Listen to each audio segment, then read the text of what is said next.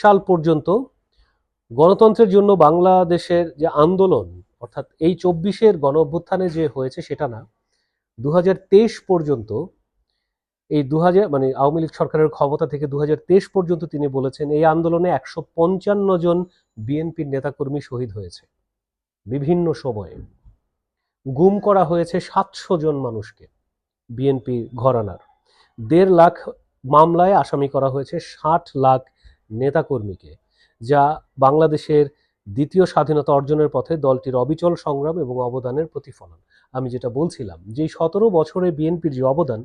সেটাকে অস্বীকার করা যাবে না। তারা যে পরিমাণ ত্যাগ তিতিক্ষা স্বীকার করেছে, কিন্তু বিএনপিকে এবং আওয়ামী লীগকে একই পাল্লায় ফেলে দিয়ে